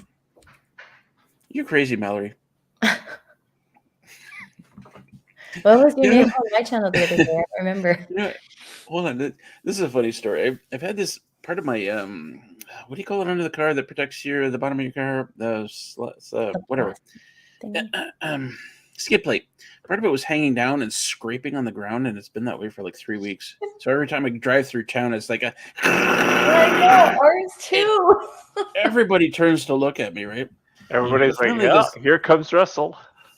So We this ripped it woman off. finally, I meant to do a U-turn. This woman drives up beside me. She says, "There's something hanging down your car," and I said, "What?" She goes, "There's something hanging down." I said, "No, there isn't. You're crazy." She's like, and then she started laughing.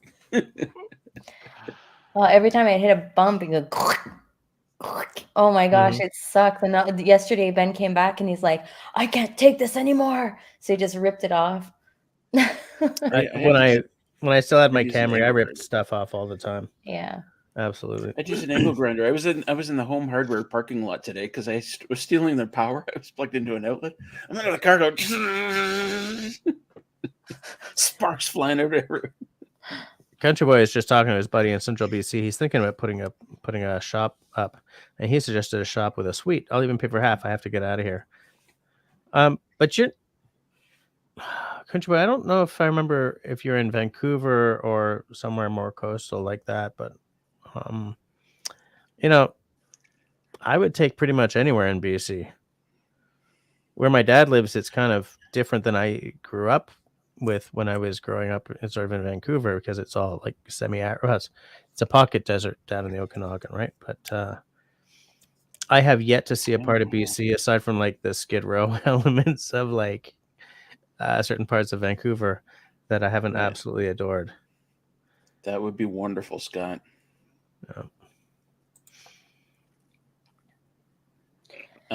I think David is probably correct. It probably was a heat deflector. It didn't look like a skid plate when I had it off.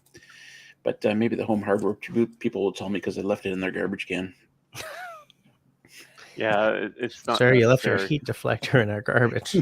Yeah, it's funny. Living on the top of a mountain, if coming from a mountain, like I wouldn't suggest going directly on the top. It's windy up there. Yeah. Yeah. It's windy. It's like the Emperor's New Groove kind of. Oh man. At least go like When the sun hits it just right, somewhere. the mountain just sings. Well, we somewhere have on- a lot of rolling hills in our area, and that's it. Like a lot of the farmhouses, they're situated like on top of these hills, and apparently they're all cold. It's Of ridiculous. course. The Yeah, wind. they're put up there so that you can look out from any window and survey your land, right? Yes. Oh exactly. no, there's coyotes over there. Exactly. But like, so you can look at your land. It's not about.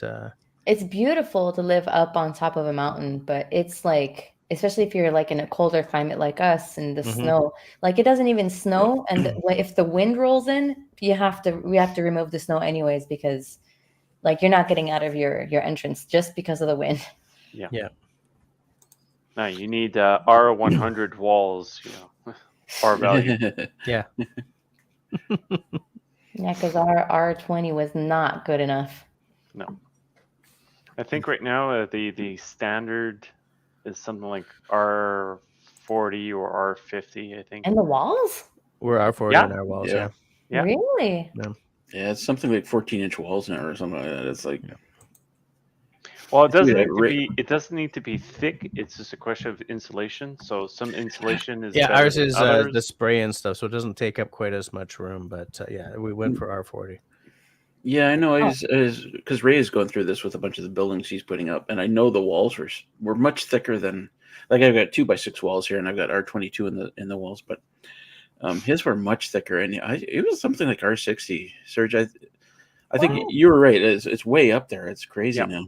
No, Wow. 60. And what also helps is what I want to do here eventually is insulate on the outside.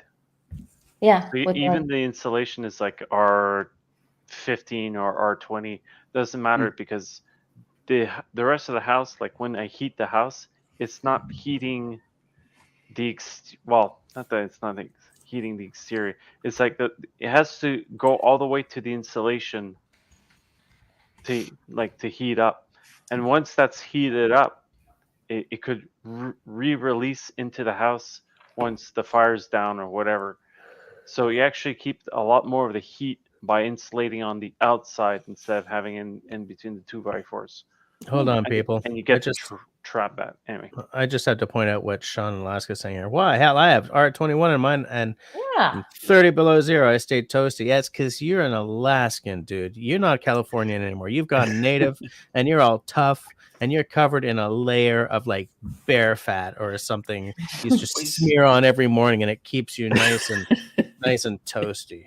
The rest of us are like fat urbanites. Well, we're not all. It's that warm heart of his that keeps him, nice and toasty. But he's also surrounded by trees. I mean, yeah, it helps. Yeah, that blocks the wind in a big way. Whereas, yeah. Well, I think Russell could relate. Getting up at like in the morning, it's like freaking 14, 16 degrees in the house. It's not that bad. Yeah, quite often. But that's not because like. I have terrible insulation or anything like that. Just because you didn't I'm fairly well insulated here. I don't like. I'm not one of those people that like. I'm going to bed. I better like shove every last piece of wood I have here into the wood stove and or get up in the middle of the night. It's getting up in the morning and it's if it's 14, 15, 16 degrees, it's not bad, right? Yeah, it's not like freezing cold. I come down here, make coffee, make my breakfast, think about bringing some wood for the fire. Yeah, I was going to ask you, Russell, about how like if the fire has gone out in the night and it's like January, February, how cold are you in your house? Well, first of all, I sleep pretty warm, and we've got a duvet on the bed upstairs. So like if I'm cold, I pull that over top of myself. It doesn't matter how cold it gets. I'm fine. Right. But the coldest it's ever been in the morning when I kind of came downstairs is 10 Celsius. And that must have been one of those like minus 30 overnight kind of things. Cold. Yeah, but 10 is doable though. Oh yeah, 10 is 10. Like I wouldn't be like teeth chattering at 10 degrees. Yeah. I'd be like, okay, Julie has. I think the coldest that I've been in when I was at the farm was 14 when it came in. I think I came in from that one night I slept with the horses outside. And I came in, it was like 14 or something like that. And I was like, holy moly. And I kept my coat on because I was so freezing. Yeah, here it's around like 13, 14 degrees at the coldest. The only time which it dropped underneath that, like around 10 degrees, is when I went to Cuba, Oh yeah, because everything was off. Yeah, so we put the electric heating and the baseboard heaters, which cost a fortune. Oh, yeah. But got to keep the house warm. Make sure you the got to cats keep the don't pipes freeze. from freezing. You got to keep the cats from freezing. Yeah. So, but yeah, that's when it dropped to 10, and that's where I set the thermostats at. So, we got 6 minutes left of this live stream. So if anyone wants to say anything fundamentally deep and intellectual, I would say it now. I'm talking to you, Russell.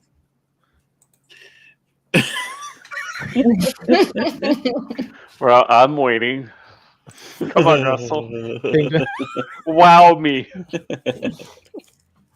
Okay, so I don't know what to talk about. I was in town today. I got recognized again, which is always weird. The only time I've ever been recognized was for my band, not through YouTube. Oh, Instagram, a whiskey guy. But where were you when you were recognized? No Frills in Belleville. And it's always kind of funny when it happens because I notice somebody looking at me, and it happens the same way every time. And somebody looking at me, I'm like, okay, do I know this person, or is it YouTube, or is it like, shit? Yeah, is it YouTube, or should I be embarrassed right now? It's funny because it's happened before. In my case, my family recognizes me all the time.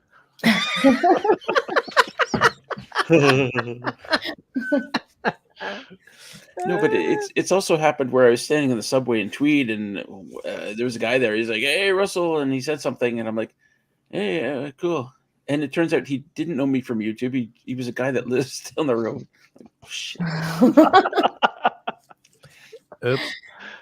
That's more embarrassing. Yeah, way to go. Aww. Yeah. No, but it's funny because this woman and her daughter were in the lineup checking out, and I came up behind them, and she comes up to me. She's like, "My husband watches all your videos. He watches every single one of your videos. Can I get a selfie?" I'm like, "Hell yeah!" That's cool. So I grabbed her. I'm like, oh, our hands are together. I'm like, show him that. I just want to point out that Destiny says Confucius says Boreal Jess is seminal. Bonsoir, folks. Bisous. So everyone say good night to Destiny. Bisous. Good night, Destiny. Good night. Peace soup. The last time I got recognized was when I went to Quebec City like a year ago with my daughter. I was in a Thai zone, little restaurant. This old lady comes up to me and she's like, "Oh my gosh, I love your gardens." And I was like, "Do I know her?" And I didn't. That was like the first time I got recognized, like publicly, like out and about, I think. And I was so mixed up. I didn't know how to react. And then she's like, "I saw your YouTube videos." I was like, "Oh." You didn't know. I was like, "Do I know you?" It took a minute. In my backyard.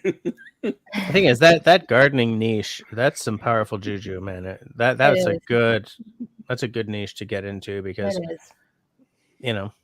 it's like, some people, their whole niche is like crafts, and I hate crafts videos, but like these people have like 500,000 subs because my mother is watching them all. And like all of the people she knows are watching them all. And they're all like, there's all these retired people who are rediscovering that they had an artistic, passion,